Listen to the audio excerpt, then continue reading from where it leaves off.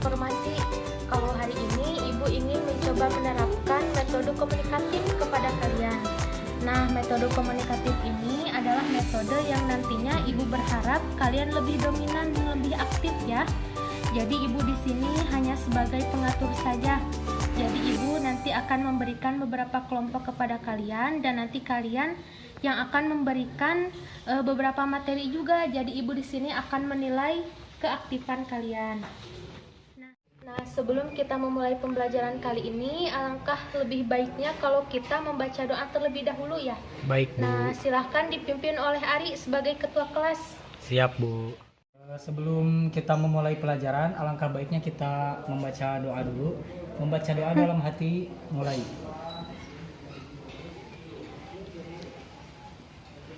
Selesai. Nah, alhamdulillahirobbilalamin. Setelah kita baca doa, Ibu mau absen dulu ya. Siap, Yang Bu. pertama Rafina hadir, Hirza hadir, Salma hadir, Nina hadir, Ai hadir, Ari. Hadir, Bu. Alhamdulillahirobbilalamin ya, hari ini berarti kita semua hadir ya. Mudah-mudahan kita semua selalu dikasih kesehatan ya. Amin ya Allah. Amin. Nah, pada kesempatan kali ini Ibu ingin menjelaskan tentang teks eksposisi. Siapa di sini yang udah pernah mendengar tentang teks eksposisi? Belum, Bu. Nah, jadi teks eksposisi ini secara pengertiannya merupakan karangan yang berisi gagasan dan fakta. Jadi kalau kita lihat dari kata eksposnya itu sendiri, seolah-olah teks ini seperti ingin memberikan pengetahuan ya kepada kita tentang sesuatu. Iya, Bu. Nah, kalau menurut Kamus Besar Bahasa Indonesia, eksposisi merupakan suatu uraian atau paparan yang bertujuan untuk menjabarkan maksud serta tujuan. Nah, teks eksposisi ini juga bersifat non-fiksi, jadi bersifat ilmiah. Jadi kita semua tidak bisa mengada-ada gitu ya, karena teks eksposisi ini salah satu hal yang paling menjadi cirinya adalah berdasarkan data dan fakta. Jadi kita tidak boleh asal-asalan. Misalnya kita membuat satu karangan teks tetapi tidak ada data, tidak ada fakta, berarti itu tidak termasuk teks eksposisi. Iya, Bu. Nah, tujuan dari teks eksposisi ini adalah untuk menjelaskan informasi tertentu kepada pembaca yang berisi wasalah dan juga berdasarkan fakta gitu. Jadi teks eksposisi ini contohnya seperti kebersihan, banjir, tsunami, ataupun info-info lainnya yang dimuat menjadi suatu uraian atau teks gitu. Nah, teks eksposisi ini juga memiliki ciri-ciri, unsur kebahasaan, jenis-jenis, dan juga struktur teks ya, seperti teks pada umumnya. Nah, sekarang Ibu ingin membagi kelompok kalian, setiap kelompoknya terdiri dari 2 orang. Nanti Ibu akan membagi kepada kalian siapa yang harus menjelaskan ciri-ciri, siapa yang harus menjelaskan unsur kebahasaan, jenis-jenis maupun struktur teksnya. Nah, coba sekarang kalian lihat bukunya dan juga Ibu akan membagikan kalian kelompok. Siap, Bu. Yang pertama kelompok Nina dan Salma. Nina dan Salma, Ibu ingin kalian menjelaskan ciri-ciri dari teks eksposisi. Baik, Bu. Selanjutnya kelompok Ai dan Ari ya. Kelompok Ai dan Ari menjelaskan tentang struktur teks eksposisi dan jenis-jenis dari teks eksposisi. Siap, Bu. Siap, Bu. Selanjutnya yang terakhir kelompok Rafina dan Hirza. Kalian menjelaskan tentang unsur-unsur kebahasaan dari teks eksposisi. Siap, Bu. Nah, sekarang Ibu akan memberikan waktu kepada kalian untuk membaca dan memahami apa itu ciri-ciri, unsur kebahasaan, jenis-jenis, dan juga struktur dari teks eksposisi itu sendiri sebelum Ibu nanti mempersilahkan kepada kalian untuk menjelaskan ya. Jadi Baik, kalian Bu. harus dipahami dulu tentang apa materinya. Siap, Silahkan Bu. Ibu berikan waktu untuk kalian membaca dan memahami. Siap, Bu. Siap, Bu. Gimana kalian sudah siap? Siap, Bu. Nah, silahkan untuk Nana dan Salma memaparkan tentang ciri-ciri teks eksposisi dan yang lainnya menyimak ya. Jangan berbicara. Ya, Bu, siap. Yang pertama aku ya, Bu. Ya, Nah, silakan. aku pengen sebutin ciri-ciri struktur teks eksposisi. Nah, itu yang pertama itu menjelaskan informasi tentang pengetahuan. Nah, yang kedua juga ada gaya informasinya itu ayo mengajak. Nah, yang ketiga biasanya berikan pertanyaan apa, gimana, bagaimana, kapan, dan mengapa. Nah, juga selanjutnya ada berusaha kayak menjelaskan tentang sesuatu. Nah, yang terakhir itu sifat ciri-cirinya itu adalah gayanya itu bersifat informatif. Ya. Gitu. Terima kasih. Ya, silahkan dilanjutkan. Saya akan menambahkan, Bu, ciri-ciri selanjutnya yaitu terdapat fakta, uraian singkat, padat, dan akurat. Selanjutnya yaitu berusaha menjelaskan sesuatu, lalu penyampaiannya secara lugas serta bahasa yang baku. Yang terakhir, cirinya tidak memihak, yang berarti tidak memaksakan kemauan penulis pada pembaca. Ya, betul. Seperti itu, Bu. Kita beri tepuk tangan dulu ya kepada Nina dan Nah, benar sekali apa yang tadi disampaikan oleh Nina dan Salma. Yang salah satunya tadi itu adalah bersifat mengajak ya. Dan juga tadi ada lugas, padat, dan jelas ya. Jadi sesuai dengan pengertian dari teks eksposisinya itu bahwasanya teks ini menjelaskan sesuatu gitu dan bersifat baku ya. Memiliki kata-katanya baku. Jadi kalau misalnya kata-katanya gue, lo, berarti itu kan tidak baku ya. Berarti itu tidak termasuk ke dalam teks eksposisi.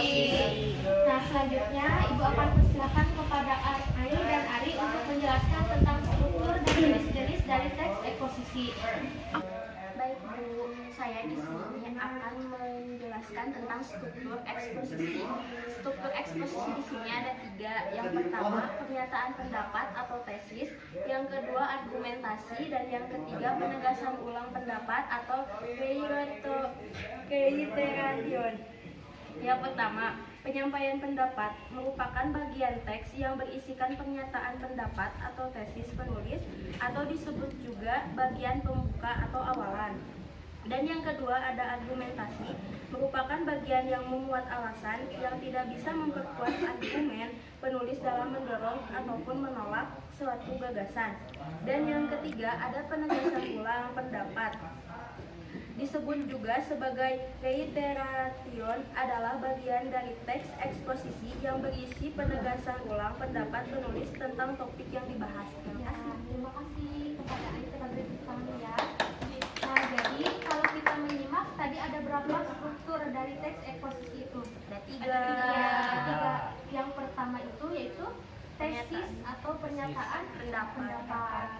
Nah, yang kedua itu argumentasi ya. Yang ketiga penegasan ulang. Jadi ketiga ini harus ada di struktur teks eksposisi. Berarti kalau salah satunya tidak ada, tidak termasuk ke dalam teks eksposisi. Nah, selanjutnya Ibu persilahkan kepada Ari untuk menjelaskan jenis-jenis dari teks eksposisi itu. Baik, Bu, di sini saya akan menjelaskan jenis-jenis teks eksposisi. Di sini terbagi menjadi 8 poin ya, 8 jenis teks eksposisi. Yang pertama ada teks eksposisi definisi. Pengertian dari teks eksposisi definisi adalah paragraf eksposisi yang memaparkan mengenai definisi atau pengertian suatu topik tertentu. Nah, yang kedua, teks eksposisi proses. Pengertian dari teks eksposisi proses adalah karangan yang berisi tahapan-tahapan atau cara-cara untuk melakukan sesuatu dari awal hingga akhir. Yang ketiga, teks eksposisi ilustrasi. Pengertian teks eksposisi ilustrasi ialah paragraf yang menyajikan informasi dan penjelasan berupa gambaran sederhana mengenai suatu topik dengan topik lainnya yang mempunyai kesamaan sifat atau kemiripan dalam hal-hal tertentu. Yang keempat, ada teks eksposisi laporan. Pengertian teks eksposisi laporan adalah paragraf eksposisi yang mengemukakan laporan, sebuah peristiwa atau penelitian tertentu. Yang kelima, teks eksposisi perbandingan. Pengertian teks eksposisi perbandingan adalah paragraf eksposisi yang berisi ide atau gagasan, Biasanya gagasan tersebut dipaparkan dengan cara membandingkan. Yang keenam ada teks eksposisi pertentangan. Pengertian teks eksposisi pertentangan adalah paragraf eksposisi yang berisi mengenai hal pertentangan akan suatu hal dengan hal lainnya. Yang ketujuh, teks eksposisi berita. Pengertian teks eksposisi berita adalah paragraf eksposisi yang memberikan informasi dari suatu kejadian. Nah, dari teks eksposisi berita ini sering dijumpai dalam berita atau surat kabar. Yang terakhir yaitu yang kedelapan, teks eksposisi analisis. Pengertian teks eksposisi analisis adalah paragraf eksposisi yang memisahkan suatu masalah dari suatu gagasan utama menjadi beberapa subbagian, kemudian melakukan pengembangan secara berurutan. Ya, mungkin Ibu cukup dari saya. Ya, terima kasih untuk Ari. Kita beri tepuk tangan dulu ya. Nah, jadi sesuai yang tadi Ari katakan bahwa ada 8 jenis ya dari teks eksposisi ini. Dan nantinya kita semua harus memahami ya. Jadi tidak hanya Ari saja yang mengetahui, tetapi kita semua juga harus memahami tentang apa saja sih jenis dari teks eksposisi itu sendiri. Nah, selanjutnya Ibu persilahkan yang terakhir kepada Rafina dan Hilza untuk memaparkan tentang unsur kebahasaan dari teks eksposisi. Unsur kebahasaan teks eksposisi dibagi menjadi 4. Yang pertama, menggunakan pronomina. Pronomina ini dapat dibagi menjadi 2, yaitu pronomina persona adalah kata ganti orang, yakni personal tunggal.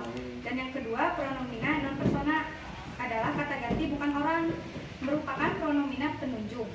Yang kedua, adanya nomina. Nomina adalah kata yang mengacu pada benda nyata maupun abstrak. Dalam hal ini, nomina berdiri sebagai subjek.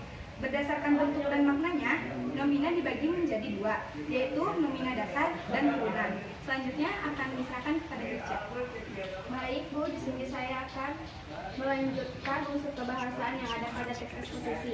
Yang ketiga, verba atau kata kerja. Kata kerja merupakan kata yang memiliki makna perbuatan atau melakukan yang bukan sifat. Biasanya, kata kerja digunakan sebagai predikat dalam kalimat. Dan yang terakhir, yang keempat, memakai konjungsi. Konjungsi dapat digunakan dalam teks eksposisi untuk memperkuat argumentasi. Baik Bu, sekian dari unsur kebahasaan.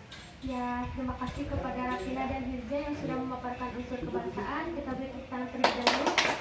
Seperti yang tadi sudah dikatakan bahwasannya ada 4 hal ya unsur kebahasaan itu, yang dimana tadi itu ada kata benda, kata kerja. Berarti kalau Ibu menyebutkan kursi, masuknya ke dalam kata benda.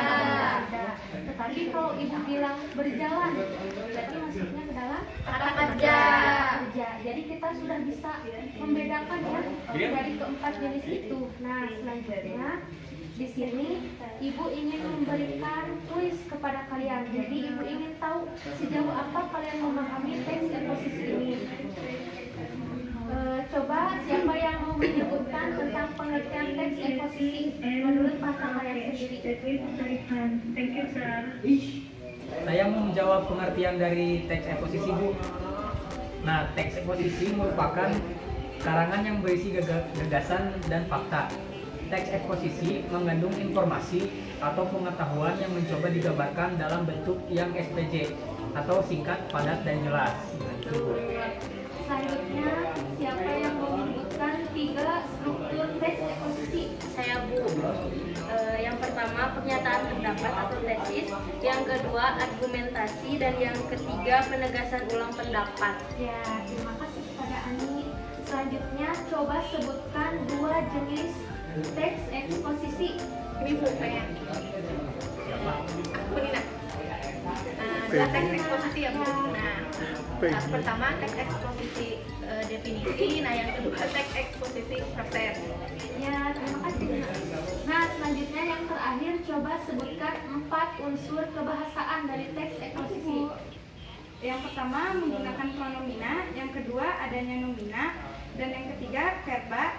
Yang terakhir, memakai konjungsi. Ya, alhamdulillahirrahmanirrahim. Kita beri tepuk tangan untuk kita semua. Alhamdulillahirrahmanirrahim. Jadi kita semua sedikit banyaknya sudah mengetahui dan memahami tentang teks eksposisi dan juga ciri-ciri, jenis-jenis, unsur dan juga teks dan juga jenis dari teks eksposisi itu sendiri. Nah, selanjutnya Ibu ingin memberikan tugas kepada kalian. Tolong carikan salah satu contoh dari teks eksposisi itu. Misalnya tentang kebersihan sekolah, banjir, tetapi harus sesuai ya. Harus sesuai dengan strukturnya, sesuai dengan ciri-cirinya, dengan unsur-unsurnya. Nah, alhamdulillahirrahmanirrahim, pembelajaran hari ini kita akhiri sampai di sini. Minggu depan Ibu akan menanyakan tentang tugas yang Ibu beri hari ini. Semoga semuanya memahami apa yang kita pelajari hari ini. Nah, sebelum kita mengakhiri pelajaran hari ini, silahkan kita membaca doa terlebih dahulu yang akan dipimpin oleh Ari. Ya, siap Bu. Untuk mengakhiri pelajaran hari ini, mari kita berdoa dulu. Semoga apa yang kita dapatkan dapat bermanfaat. Amin. Untuk itu mari kita berdoa dulu dalam hati ya. Berdoa dimulai.